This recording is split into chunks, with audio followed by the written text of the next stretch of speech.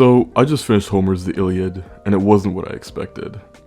Now, like some of you, I know the story of Troy from the 2004 movie with Brad Pitt, Eric Bana, and Legolas, who uses a bow in the movie.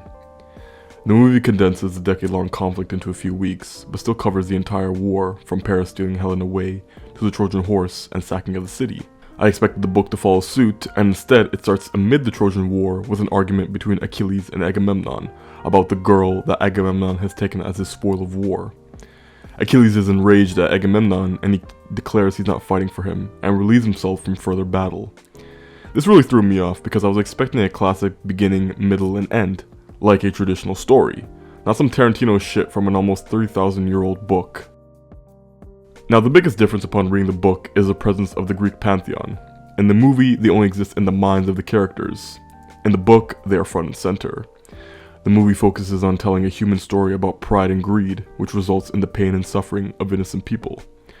The book still has this as a theme, but because the gods play such a pivotal role in the story, it's less about free will and choices and more about fate. The characters in the Iliad believe that if it is their fate to die, then so be it. The gods have spoken, and their will shall be done, regardless of how you or I feel about it. Most people know that Paris was the one who stole Helen away from Menelaus, thus causing the Trojan War. But one interpretation of the myth is that it was Zeus who put the pieces in place across the board to ignite the war. Gaia, the mother nature of Greek mythology, told Zeus that the human population had become too large to manage. At the wedding of Achilles' parents, the goddess of chaos, Eris, was not invited, so she crashed the party and threw a golden apple, which said, "To the fairest." And Aphrodite, Athena, and Hera all tried to claim it, so Zeus had a beauty contest between the three and had Paris as the judge. Now, if you know anything about Paris, he's the guy who let his horniness start an entire war and thousands of people died because of it. Aphrodite is all about beauty and looks, Athena is all about wisdom and books, and Hera is about family and marriage. Guess which one Paris picked? You're absolutely right, he picked Gaia's fat ass. No. He picked Aphrodite, and she made Helen fall in love with Paris, thus causing Paris to steal her away, which in turn angers Menelaus, and he would unite all of Greece against Troy, and this would cause the largest conflict known to man up to this point. One of the coolest moments in the story comes towards the end of the book. Achilles is about to kill an old man, and the man pleads with Achilles to spare his life. Achilles essentially tells the man that death will come to us all, the only question is when. Achilles kills the old man and continues with his day of mass murder.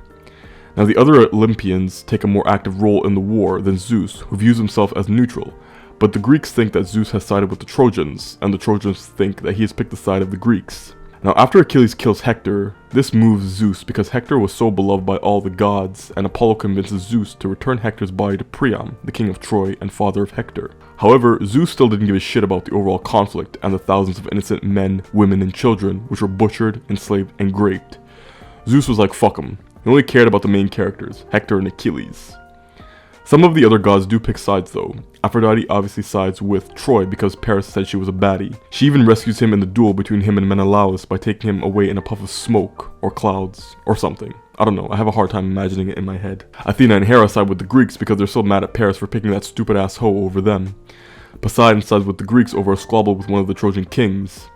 Ares was confusing the fuck out of me, but he sides with the Trojans because he's sweet on Aphrodite, even though she's married to Hephaestus, the god who pays for everything and makes everyone look cool.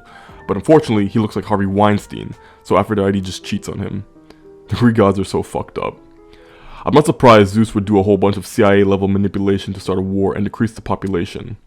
One thing that did surprise me though was how action-packed the book was. There's a description in the book that's pretty macabre. One dude gets a sword through his neck and his head is only hanging on by a single tendon.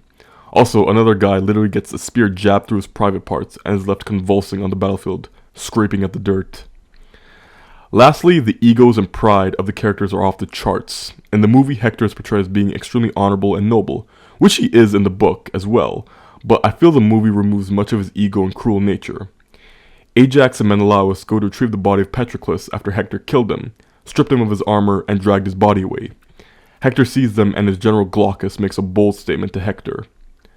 "Nevertheless, you dare not make a stand against Ajax nor face him eye to eye with battle all around you, for he is a far braver man than you are."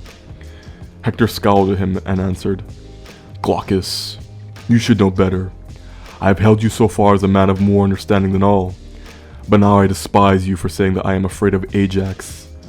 I fear neither battle, nor the ding of chariots, but Zeus's will is stronger than ours. Where was this Hector in the movie? Cool information about Ajax. He's said to be stronger than Achilles, but not as skilled and durable, since Achilles was dipped into the river of Styx. But without that power-up, Ajax might have been the greatest warrior among the Greeks, minus Hercules. There's a cool build-up for Achilles finally getting into the war. Obviously prior to the events of the book, he was doing a shit ton of fighting, but then stops because of the quarrel between him and Agamemnon.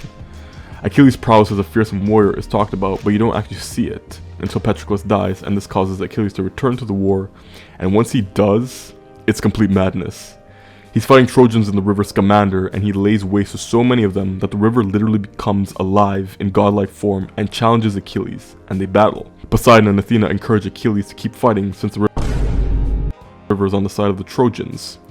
Hephaestus hurls fire into the river and boils it away, and Achilles moves on to the city. Athena then fights Ares and Aphrodite and actually beats the two of them. I love Athena so much. This book is far more action-packed and chaotic than the movie. Sadly though, the book ends with Achilles returning Hector's body to Priam, and this part is similar to the movie. So yeah, no Trojan horse, no Achilles heel, no Memnon, the great Ethiopian king who entered the war on the side of the Trojans after Hector was defeated by Achilles and he killed Antilochus, son of Nector. But then he would fight Achilles and rival his prowess as the greatest warrior among the Greeks, but ultimately would succumb to the might of Achilles. None of that is in the books, and I was disappointed. It turns out the whole mythology of the Trojan War was something that all ancient Greeks knew. It's like how today everybody knows about World War II, and we all tell stories about American and Canadian soldiers storming the beaches of Normandy on D-Day, or the British running away at Dunkirk. When you read the Iliad, you notice how characters are named. The act of declaring the father's name after the son is riddled all throughout the narrative. And it's even taken a step further when only the father's name is mentioned, and you have to rack your brain and figure out who the fuck the son of Atreus is. And then it's like, oh yeah, it's Agamemnon and Menelaus.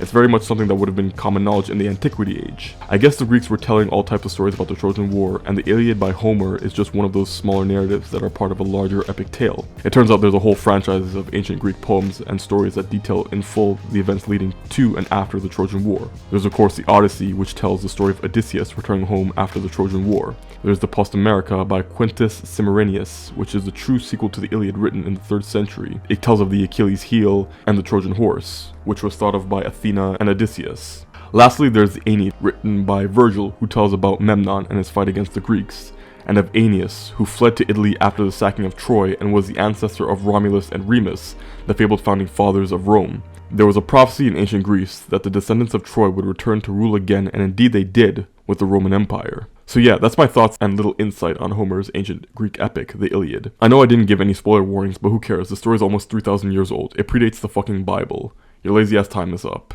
It's been retranslated countless times, so it's easy to pick up and understand if you like a lot of action and boastful speeches. Just know what you're getting into first.